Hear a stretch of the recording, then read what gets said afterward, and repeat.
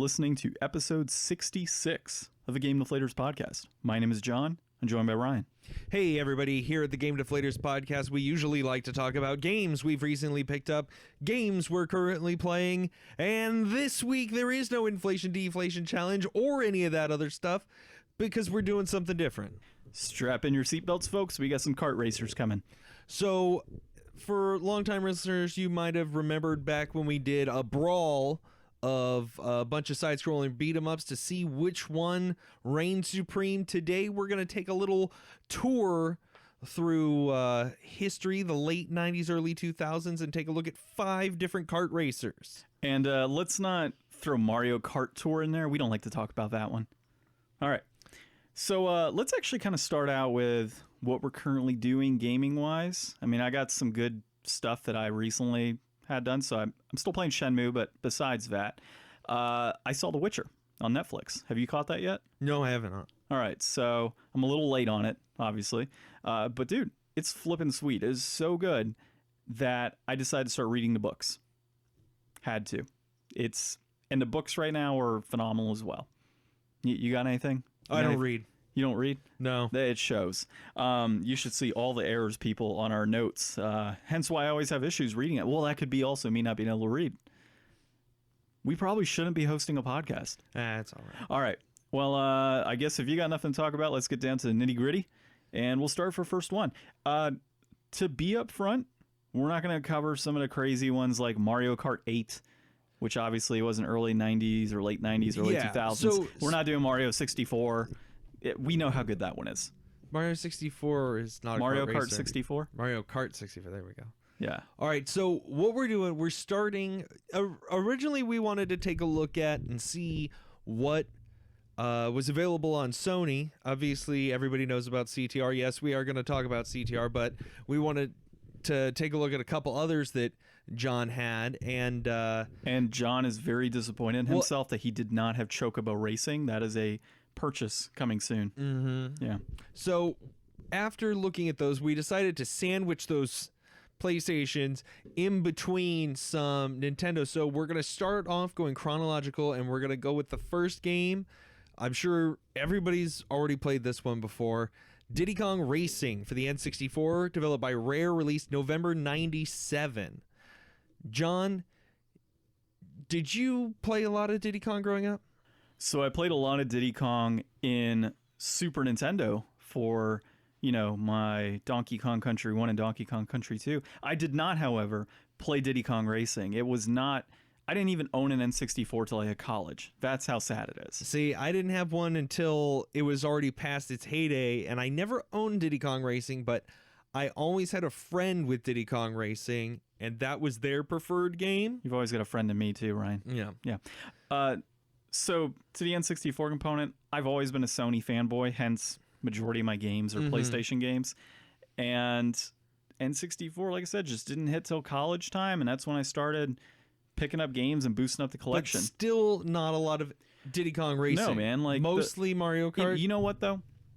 I will say that Diddy Kong Racing was one of my first N64 games I purchased, not because it was good and that because I wanted to play it as, playing Diddy Kong, because it was cheap. And the fact is it's still cheap. In fact, I would consider this and Lego Racing and Disney Racing to be the poor man's Mario Kart 64. Okay. So, we can get into the game, obviously, what we liked, what we didn't like, pricing and all that good stuff, but that was always my experience and why I never truly played it. And even today, everybody I hang out with is like, let's play Mario 64. You have all these N64s and games. Let's play Mario 64. It's never, let's play Diddy Kong Racing or let's play Disney Kart Racing or Lego Racing. It's always Mario Kart 64. Hence why we're not talking about it today. Yeah. So, your experience. I never had it growing up, but I always had a friend who had it, and I always played it over there because that was their preferred kart racer over Mario 64. And are you still friends with them? Yeah. Though the thing that I like most about it, I like how you have the different options for vehicles. I mean, and they feel pretty different. Like, I always go with the hovercraft for the most part whenever available, but I know you were having a hard ass time trying to fly the plane. The planes are cool. I think it's just, it was so early before, it's the earliest title we have on this list. And for them to be forward thinking enough to allow you to have multiple different types of vehicle and all race them together in those different ways. Also, of all the games on this list, it is the first one to have multiple racers, like racing against NPC controlled opponents. Most of the other games we tried did not have that feature, which I continually was like, why does this not have this function? Like, why should. cannot it should 100% should. It like, sets up that kind of mood that you're looking for, like in a kart racer versus in like, a more traditional racing game. Like, you really want kind of that more fun chaos environment and less of like a kind of one-on-one, situation. And I think it's way more interesting the more people you have, the more power-ups you had flying around. This game also had really good power-ups. Yeah, well, no, I would disagree with that. I did not like the power-ups in this game. You don't? I felt the power-ups was actually the one thing I noticed in Diddy Kong Racing that was complete trash, dude. It was, you either get an oil slick, you get one little missile, or there was like this twisty lightning bolt thing that went around me. I don't know what it did because it never actually happened. The shield. Yeah, okay, so it was a shield. I have no idea. I didn't really use it that often. And there was one other thing that kept coming up. Missile, oil slick, shield thing, and turbo boost. Like, those were the four things I got consistently. There was never like, and the variation, like, usually you got like a percentage of what place you're in and what you get, and last place you usually get like some better items, right? Most kart racers are like that. It seemed that no matter what position you were in, you were just screwed. I mean, when I was in 6th place during my do not finish, I just kept getting oil slicks. That was it. There was nothing that would assist me. In any capacity. You can increase the power of the bananas pickups, right? What, the bananas picking them up? No, the different balloons. Oh yeah, I mean, I was getting different color balloons. It just was not equating to what I wanted, and that's also, I like the randomization aspect too. Like if you hit a red balloon, and then go through another red balloon. Oh, I see what you're saying. It increases the power of your item. You'll get like 2 homing missiles. Gotcha. Or no, you'll go from 1 forward firing missile to a homing missile, to 10 multi-shot missiles. Yeah, so but that requires you to hold on to it, though. Yeah, it requires you to hold on to it and hope that you're in a position to do so. Yeah. If I'm hitting an oil slick consistently, I'm not going to keep powering up my oil slick. Well, that's just dumb. Well, and the different color balloons have different type of items, so only the green balloons have oil slicks. Well, I kept hitting a lot of green balloons, clearly. Well, that's also a part that I don't like then. I mean, there's no randomization aspect. Knowing, hey, if I hit the green balloon... what color balloons spawn? Well, yeah, but you still have, like, you would see a blue balloon and, like, 2 red balloons next to each other. Like, so you can pick what's more advantageous in that situation. It's more strategic to plan around. It can be more strategic, but at the same time, it takes away that randomization component that if there's a blue balloon and I get that, and then a green balloon pops up, I mean, that's still some level of randomness. Kind of. You'd rather just have no idea what's coming? Yeah. Well, that, and I would like it to be... When you look at games like the Mario Kart games, if I'm in last place, I have a higher likelihood of getting a lightning bolt, or a chomp chomp, or a star, or something along those lines. Like, there's a higher percentage of getting items that are truly, like, powerful, and they're going to help you. You have a lot of better catch-up mechanic. Yeah, exactly. Versus, I'm in 6th place, I'm halfway down the track, and I have no ability to catch up. Mm-hmm. Okay, I can get 5 homing missiles, but how does that help me? Okay, well, you try to hunt down blue balloons to get the boost. Yeah, and they're very few and far between is what I found. Okay. There were not many. So you prefer the randomness of the power-ups and the catch-up mechanics inherent to those to try to help you out in the race. That's why there's all different kinds of kart racers, and it's really, playing these back to back, that's really what we're going to be able to see is like all the different, levels in these games and how they're all kind of tuned differently. But Diddy Kong Racing, you said it used to be cheap. Do you know how much you paid for yours? Where did you get that price? Dang. When I first picked it up, probably $6 to $9. roughly. Now, remember, I go to a lot of thrift stores, or used to go to a lot of thrift stores, not so much anymore. And I would pick up games for $3-4 all the time. Back in the day. Yeah, nowadays, God, man, to find a game like that for $3-4, so rare. Yeah, that's why it was made by Rare. Yeah, pun intended. So probably about $6 to $9 roughly. Okay, is about what it was back then. Well, right now, folks, you can pick up your loose Diddy Kong Racing for the N64 for $15.92. That peaked back at $16.99 in January of 2019. Goodbye, 2019, and it's currently holding its value pretty well. Looking for a complete inbox copy, that's going to run you $40. That peaked back at $46.63 in April 2018. Currently, that looks like it's rising up. So, if you're in the market for Diddy Kong Racing, I think that $15.92, it's a good kart racer. If you can get Mario Kart for cheaper, which you could go with Mario Kart. But if you have to pick between the two and you could get this at $15.92, I'd take that. I'm going to do the folks a favor here. If you find this for $15, stay very far away, in my opinion, and go pick up Disney Racing or Lego Racing. You're going to get the same quality experience or lack thereof and at a cheaper rate. That's just my opinion on it. Harsh words from John on this dude, one. I love the Donkey Kong franchise, and there's a reason we don't... Well, no, we do have more Donkey Kong Racing games, the Barrel Blast or whatever it is that they had on the Wii. But there's a reason that we haven't had them in that many years. It's just not worth it. All right. Anything else on our friends over at Rare and their Diddy Kong Racing fiasco that isn't worth it? Nope. So we're going to move on into the future, and we're going to go to the next year, 1998, a game by Blue Shift Inc. This is Running Wild for the PlayStation 1. Was this her last game? I don't know. Because spoiler alert, I really think it might have been. So, John, you're the one who pulled this off the shelf and you were like, we should do a kart racing game, and this should be one of the ones we played. What's the deal with this game, John? Well, it's frankly not really a kart racing game. It's more of a running game, which I probably should have got from the title alone, but it was a running game. And funny enough, I have another game that was put away called Wrecking Crew, which is actually karts. So we could have totally avoided this disaster of a video game and had that experience, which probably would have been just as bad. So Wrecking Crew, a little bit about it. 1998, Blue Shift Inc. The game itself is really not a kart racer, not a whole ton of items. You have power-ups, and you play animals racing around. Yeah, it's essentially a kart racer in the sense that you have different static characters and power-ups. It's got a lot of the kart racing things, but yeah, you are just like an anthropomorphic animal, like just hoofing it in a foot race. Yeah, and there are 4 racers at the same time, so it was us and then 2 NPCs, so there was a little bit of that, like, racing against each other, but it lacked the chaos that you get from a kart racer. So no items that really kind of benefit you in any state outside of a boost, or outside of, I think it was like a shield or something that you could get.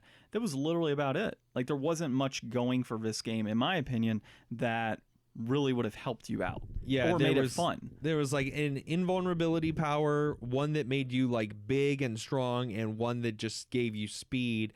And then there were some boost pads littered around, all the usual stuff, but there were no like forward firing projectiles or slick leaving behind, banana peels or oil slicks or whatever. Or dung. It was very limited, your interactions. There was some mechanic in the game for, kind of bullying people out of your way. Like the bigger, heavier characters could move, and that's featured in a lot of kart racers. I know you got your heavies that can really push people around in Mario Kart. Yeah, your slower weight for being a heavy, or slower speed for being a heavy versus, a little bit faster on the lighter karts, but then you do have that ability to hit somebody out of the way, make them spin out. It had that basic mechanic to it, but, seeing your notes here, you mentioned it was pretty basic. Yeah. And I would agree with you. It was super basic, and it lacked a lot of depth, in my opinion, and it also lacked the music that you would typically have in one of these games. The music wasn't really great or there very much. The pickups were nothing. Yeah, the music pickups sucked. it did have different paths on the levels, so at least they did try to make, the courses weren't terrible for the most part. Some of the areas where you would kind of like slick and slide around a little bit, those were a little weird at first, but eventually I kind of started to get the feel for those. And the characters themselves, just they didn't really, you don't have to have a lot of difference for them to feel like they control different. But if you're going to put stats on there and say that they control, they have much of a different control, like I didn't feel any of that. And we each tried 4 different characters. Yeah. Overall, just not what we were looking for in a kart racer. So this game, complete inbox goes for $12.71, which is, I guess respectable for what it is. Like I wouldn't pay that much. It's not common. Yeah. I think at the end of the day, when you look at this type of price point on a PS1 game and it's just a bad game, it's just not a common game to come across. Yeah. So, and this peaked at $22.49 back in April 2014. It's currently holding its value pretty well. Loose copy will just $7.99, and that peaked back at $10.48 in April 2017, also holding its value. I don't think that I would ever pick this game up personally. Like, if you're a collector of racing games, if you've got to have all the PS1 games in your collection, if this is just something that you're missing, hey, at least it's not that expensive. If it's like a must pick up, it's not going to break the bank for you. That's a good thing, I would say. Yeah, I would say that this game is highly inflated, even at that $7.99 price point. It's just not worth it. There is no fun components to this game. Like, I would rather pay, I don't remember the price on Grid Runner, but I would rather pay good money on Grid Runner compared to this. Yeah, and especially compared to everything else on this list, this is definitely the one that I would probably put at the bottom if we were going to rank them all. I think we could rank them, when we're done here. And I would probably say that would be my lowest tier. Yeah. Right off the bat. So maybe overlook Running Wild. It was good to kind of see, in perspective here, Blue Shift not as, popular as Rare as a company, not as well known. I mean, it didn't even have, it also went for the animal, look to the game, but it's hard to compete with Rare's, Conquer and Banjo and Diddy. Like, they've got that mascot recognition, and it was such a better game the year before. So just to kind of a flashback for people that have maybe listened to us in the past, I would rather play 2 hours of Mrs. Tea Party or Mrs. Spider's Tea Party than play this. I think we had a much better experience in that game than we did with this one.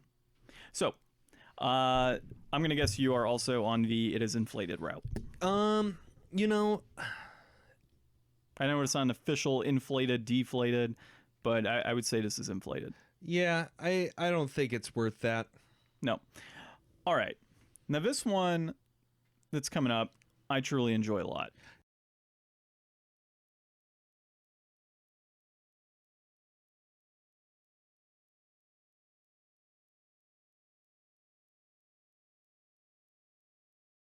Racing by Naughty Dog Creations. And stand out. Like, this was the game that everybody was like, okay, Sony's got a kart racer now. I mean, obviously nobody was some people must have been playing Running Wild for that year, waiting for Sony to come out with their own game, and here it was right on your PlayStation. Your favorite mascot, Crash, racing up against everybody in a fantastic kart racer. Tons of cool power-ups, tons of great levels, an open world, like traversing design to get around, and characters making certain references that you have to. Yeah, no, the boss battles were flipping awesome. But yeah, even the getting a character getting hit, making different commentary and such throughout the game, I enjoyed it a lot, man. And growing up, it was one of my favorite kart racers, and even today, it's one of my favorite kart racers. I haven't played the remake of it. Yeah, I haven't either. I was really excited about that. It sucks kind of what happened in the post-launch, but, I guess they snuck that one through. Yeah, so anybody that is looking to get that old nostalgic experience and play a good kart racer from back in the 90s, this is definitely one that you can obviously play a remaster at this or remake at this point. But if you ever want to just boot up a PS1 and happen to find this one, it's totally worth it. So I guess we can go a little bit more into our opinions here. So it holds up. Obviously I would feel it does hold up. Anything else for you on that? Yeah. So it feels a lot slower than a lot of the other games we played. Like the speed at which you're going through these courses, like the time on some of the laps to get through felt a lot longer, and then the power-ups seemed a lot more potent. Like when you'd get hit with something, it felt like it really took your time away from you, and you weren't able to catch up as much if you weren't able to connect with those. Like if you got a good lead and you were able to, for the most part, avoid some of the worst things that could set you back, you were going to keep that lead. Well, even so, I mean, we played it from a one-on-one perspective. Obviously, we've both played this with multiple racers in the past. Well, and this game has no NPCs for the versus racing. No, exactly, which sucks. Like, I really wish it did. And this is our first of the 5 that we're going to check out that didn't have that. Wait, was this the game that started, or was the Running Wild that started in split screen, like horizontal? Oh my god, yeah, vertical instead of horizontal. Yeah, we got to talk about that really quick. So yeah, was that this or Running Wild? No, it was Running Wild. Okay. So Running Wild had a vertical split and a horizontal split option, and it was they were both bad. Yeah, like if you're in but it started in vertical, which was weird. Yeah, I'd never seen that. So start in vertical for a racer, and the problem with that is you couldn't really see the corners you were turning on as well, and you had to kind of shift your camera while driving, or not driving, but running, which is kind of weird. And if you were in horizontal, you had like this, you didn't have that vision of above you, like it kind of shrunk it down. And so while you were racing, it just felt weird while like, hey, I'm going in this cave, but I can't see the roof of the cave while I'm running versus, in the vertical mode you could. So that was really odd. So back to Crash Team Racing. Sorry go back to that. So we did a lot of 1v1. The one thing I noticed that was significant with it was we were never really behind. I think there was one race where I was demolishing you, and you hit me with like 3 or 4 crazy power-ups, and you're right back there next to me and almost won. And it happened like that pretty consistent across the board. We were neck and neck for a lot of these races, and a lot of it really just came down to, crap, he hit me with the, the clock to slow me down, or I just happened to hit you with a homing missile, right at the last moment. There was never a dull moment while playing it 1v1. So that's my overall experience with it. I think we probably should have played this one against like other characters just to get the full-blown like CTR out of it, just kind of get out of our systems. But we've both played so much of this game that I would have to say that we know enough. I'd like to see the remake and compare and contrast what's different about it. It should probably be pretty cheap pretty soon. I think it's hovering around $25-$30 still. Okay. Yeah, I mean that's to be expected. I think it came out at 50 roughly. All right. The next one is a game that is... did we go over the price on that one? Oh, no, we didn't. I don't think so. Okay, we did not. Crash Team Racing, so if the new one is... Here, you want to look up what the new one is? Yeah. So if you want to get the true nostalgic experience and play some good old CTR on your PS1, for a complete inbox, that's going to run you $17.61. Now, that peaked at $22.79 back in April 2016. It's currently trending up slightly. The loose copy is going to run you $9.97. That peaked at $16.54 back in January of 2019. Goodbye, 2019. And it's holding its value pretty good. Now, I think that $17.61 seems like, I don't know, it seems like kind of a lot for PS1 game, but it's a really good PS1 game. You're going to have to keep talking. I'm having issues here. You're having issues. Okay. So John's having issues. I think that $17.61 is kind of a lot to pay for this. The $9.97, I always feel bad about even recommending loose price for PS1 games. I guess they're not just gonna send it to you in a Ziploc bag like I'm imagining. They'll probably send it to you in a like clear jewel case or something. No, if it's GameStop, they'll send it to you in a Ziploc bag covered with paper and thrown into a very large box to waste materials. But it won't be scratched? Oh, I can't guarantee that. So, price point. I was actually right on. 26 loose, 31.91 complete, 32.88 brand new. So, just do yourself a favor and buy it new. So, you'll save about $20 buying the original over buying the modern remake.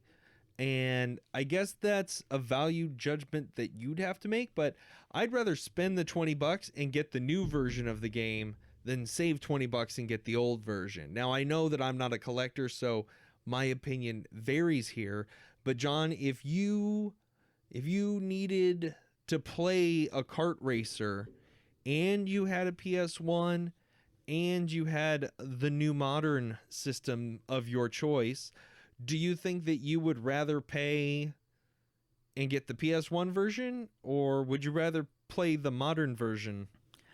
I mean, I know neither of us has played the modern version, so I guess it's a really dumb question to ask. No, but I mean, it's not. I mean, from a financial perspective, yeah. I mean, if you're just trying to really save money and pick up a kart racer, then yeah, just buy a PS1 game. Yeah, it's worth the price. It holds up to the price. Yeah, you're still going to have fun. Now, if you're asking me, hey, would you be willing, which one would you rather play? I mean, I'd much rather play the modern one just because it's better graphics and it's the same experience. Online connectability really changes this, especially in a game where you're going to be, at home. You're not always going to have somebody over to play it. I know that kart racers are better with people, so I think spending the extra $20 to get the remake version is going to be the better deal. Yeah, I would agree with you on that. And the remake, graphically it's better versus, the PlayStation 1 version. And at the end of the day, if it plays the same and it feels the same and it's kind of a, just a rebuilt experience, if I'm going to get the same experience on the PS4 like the PS1, just go with the PS4. Okay. I mean, why not? So as far as the PS1 version, do you think inflated or deflated? I would say deflated. I mean, a complete in box, it's worth $20 for a complete in box. And, you think? Yeah, and loose is probably about right, but complete in box, $20 I think would be fair. Okay. $17.61, yeah, great price. If you find it for that and you've been dying to play some CTR for years and you find it for $20, it's not terrible. All right. John says inflated or deflated. Deflated. All right.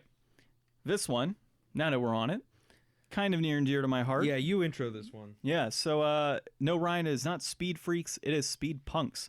Released by Funcom Dublin in September of 99. And this is on the PlayStation 1. So, you had never had the experience of this game. The only reason you found out... I never even heard of this game. Only reason he found out is because on a whim, I was just sitting down on my couch thinking, man, I haven't played Speed Punks in so long. And there's probably 4 or 5 episodes ago I brought this up. And I just went on eBay and picked it up for, I don't know, $10, $11. Free shipping. Why not? So, what was your feelings on Speed Punks? So, when we first started watching it, or the, intro video, I was not quite sure. I thought maybe there's a problem with the game because it's a bunch of kind of Rayman or Me style people. They got, except with floating hands and floating heads and just separate feet. Very Rayman-esque. But then they get into cars. Those cars don't have a body. They're just wheels and tailpipes and a steering wheel and a chair. There's nothing connecting it all together. So they live in this weird world where they don't need connectivity to make, whole things, I guess. It was very disturbing. But the controls were very loose, in my opinion. The first character that I picked, I was all over the road. The pace of this game was very, very fast compared to CTR especially. It has a built-in boost function, so not only are you trying to collect various power-up tokens on the map, you're also trying to pick up little lightning bolt tokens in streams to try to build up this boost meter and drift. You know, it's got all the classic kart racing stuff, but that addition of building your boost meter through collecting other stuff, kind of like you would run into coins or bananas or whatever in other games. And I can tell you the single player version of this game too. I don't know if you noticed, but that level we had with the boat. Yeah. There was a section where there's a little lightning bolt token that was all colorful, and if you grab that, it's like a full boost. Yeah, full boost on that. So there's several of them in different levels. And in the single player mode, you go through your standard, Grand Prix situation to unlock your different characters and levels, but you go into boss battles in that too, from what I remember. And in each of those boss battles, you kind of had like just a one-on-one race. And you had to try and race each other. And those power-up boosts were super handy at that point. This game is pretty much like pure nostalgia for me. I played this a lot with my brother. And it was a lot of one-on-one, a lot of fighting, a lot of arguing over it. And we used to, tag team and take on the overall Grand Prix type stuff and watch each other play and help each other out. And it was just a lot of fun. So it's a game that I had to get my hands back on. And I would consider this, given the ratings this game has, which are fairly high, I would say this is one of the hidden gems on PlayStation 1, and it's a cheap price, too. Now, I did have a problem with the visuals at sometimes. Sometimes it was hard to see the track a little bit. There were times where... We're playing on an HD TV, too. So if you're going to be playing this, find a way to... upscale it, or play it on like a CRT, I think would be better for you too, because it was a little bit distracting at times. Now, I don't have any connection to this game like John did, but I did find it to be quite fun once I switched characters and we tried like a couple of different tracks. I thought that it was a really different feeling kart racer. Like Diddy Kong Racing feels a lot like Mario Kart. Running Wild feels like nothing. Crash has its own feel too, but this game... It can run on its own, I feel. Yeah, I think that this game was kind of like in its own world with the developers. This is still the same year as Crash, so these games were kind of being developed independently of each other without, probably a whole lot of knowing about what was going into the other one. And they came out very different for the same year, very different approaches to the same problem. But I really think that the boost feature on here and just the faster pace than what CTR, I think that I'm going to put this over CTR. I think really? I think of the two of those, I did prefer this, even though it was only my first time playing and I don't have any nostalgia for it. I like it more than I liked Crash. The music's good too in this game. Mm-hmm. Yeah, we'll do an official rank here in a little bit for both of our top, our 1 through 5.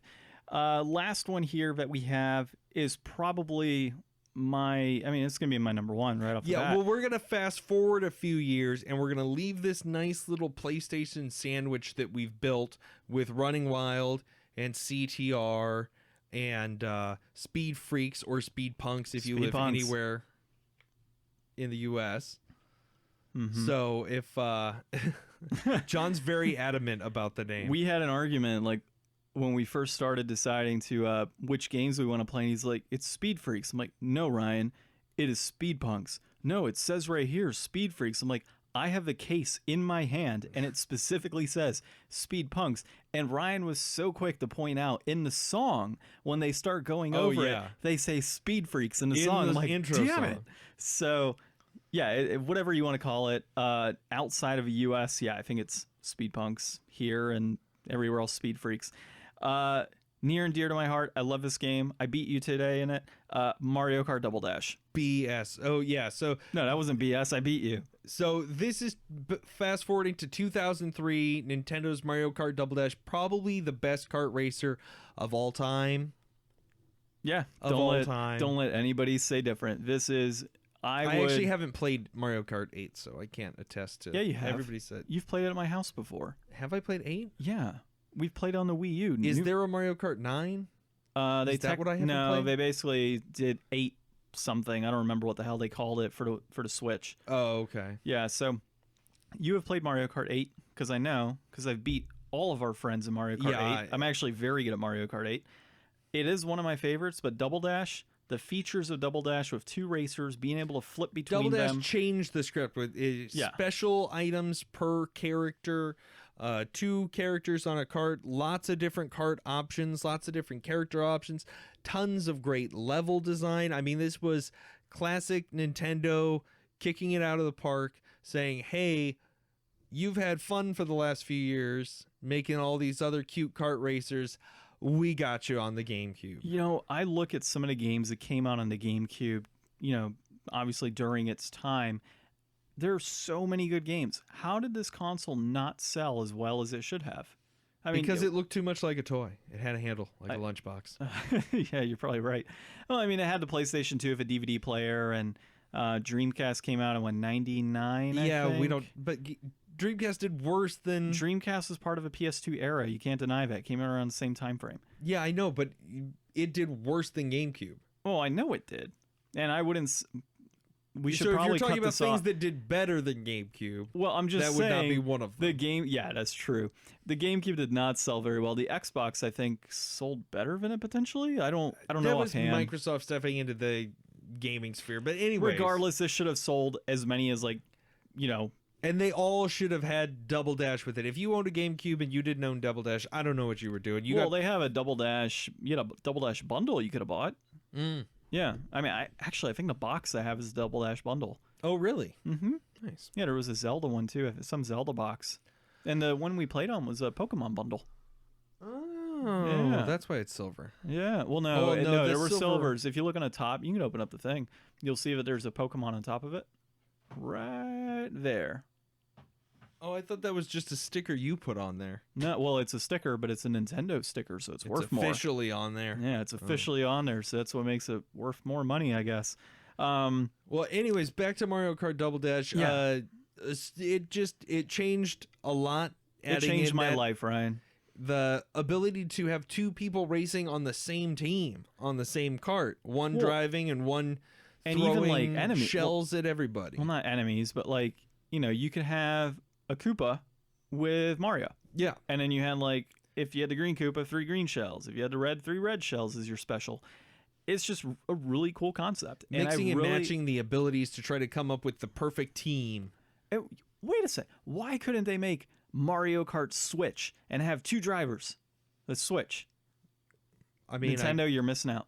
Yeah. They could have revisited this. This is my favorite. Like, by far, my favorite Mario Kart favorite racer of all time is this game.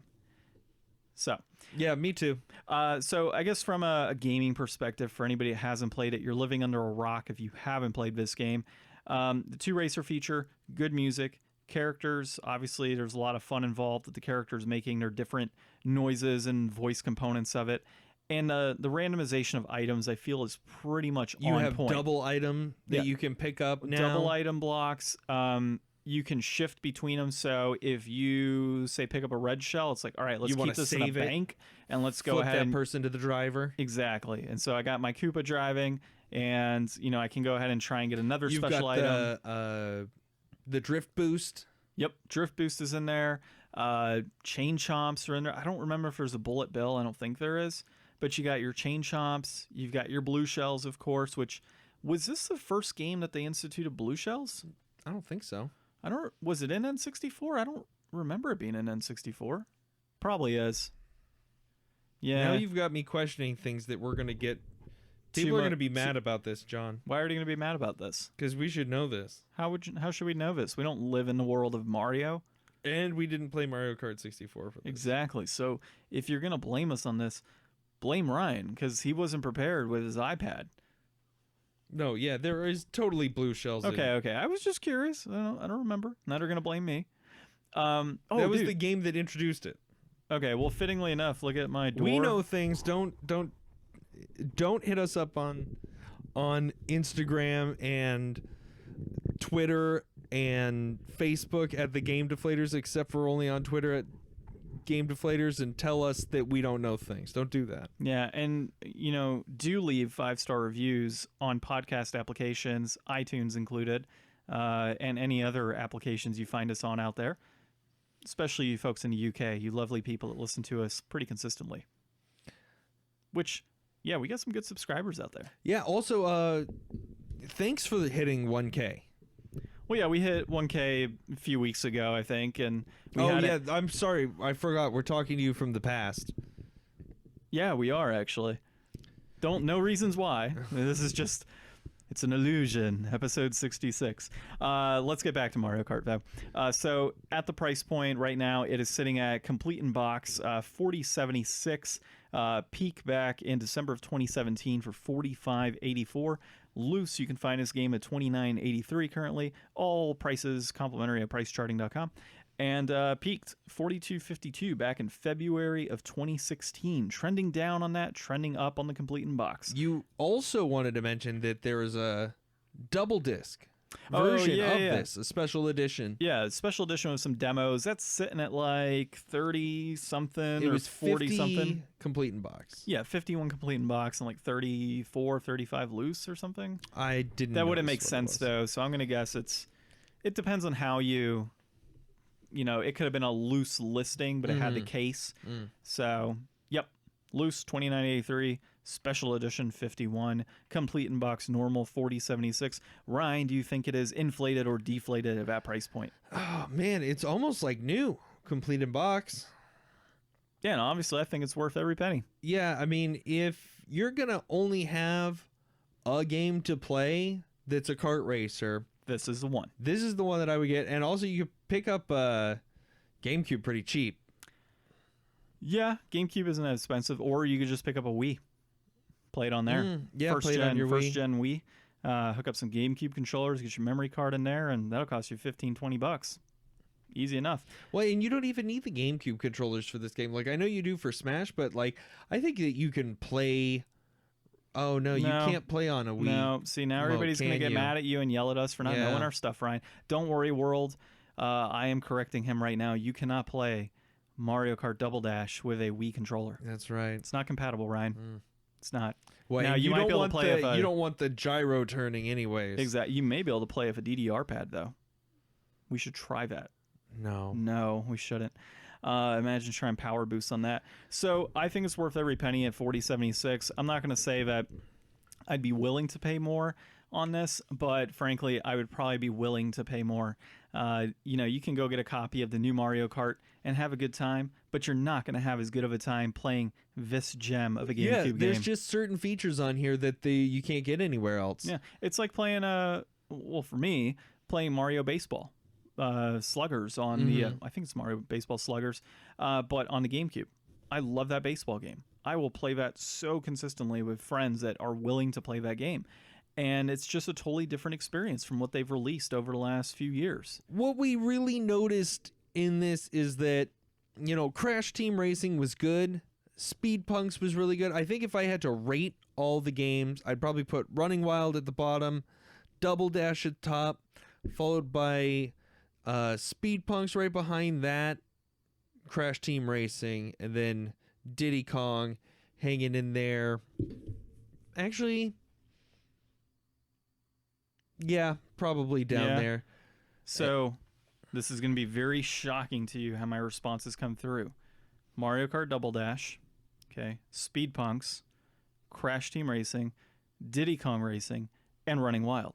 So we're the same. We are the same. This is a momentous occasion. We have never agreed on a top five, ever. Mean, it kind of just goes chronologically backwards, except for Running Wild was crap, so that got that flip. But you can see a gradual evolution in these games, and seeing how, slight modifications here, slight changes there, made for very different attempts, and we're probably not doing a great job explaining all the little differences, but it was fun to be able to play all these different games and really kind of get a feel for how they're different. Well, see, we're doing our job because we're leaving it up to mystery for them to go ahead and make the informed decision on their own. If we gave every single little detail about these games away, there'd be nothing left for them to experience. So there's nothing left for you to experience in Running Wild. Don't even bother. Yeah, no, just if you find that game, break it so my copy goes up in value. There we go. There's no reason for you to purchase it and own it and play it. Just my copy just needs to go up in value so I can sell it and get a good racer. Market. Yeah, exactly. Let's turn the market on Running Wild. Get it super expensive to where it's garbage pricing, and then I can sell it and get good racers on the cheap because you didn't break those. You kept them. All right. Well, that's about it for episode 66. Join us next week for episode 67. And do we know what we're talking about in episode 67 yet? So we're bouncing some ideas. Yeah, we're doing a few weird episodes here. We'll get everything back on track soon enough. Yeah. Hopefully there's a D&D episode in our future here that we can chat about some of those awesome D&D games that at least I've played. I don't know about Ryan. And we can talk about our adventures that we've had with our 2 campaigns and previous campaigns. Other than that, I'm really not sure what the folks want to listen to. Maybe they should comment on Facebook and on Twitter and on Instagram and everywhere you can find the Game Deflators Podcast. Let us know what you guys would like to hear from the Game Deflators. And if not, we're just going to keep posting memes and posting episodes, and you guys will just listen. All right. My name's John. I'm Ryan. And we are the Game Deflators.